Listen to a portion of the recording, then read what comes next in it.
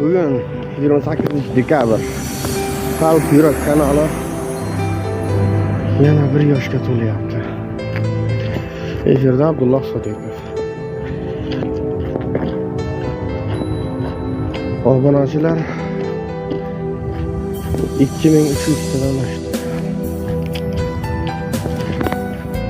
Men esa yana bir kunlik ishimdan qaytyapman.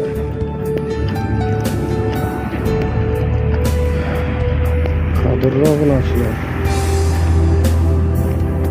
rahmat menga muxlislik qilganlaringiz uchun, qo'llaganlaringiz uchun.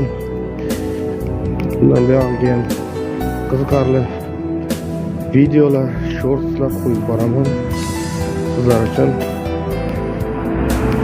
Qo'llovsizlardan sog' bo'linglar.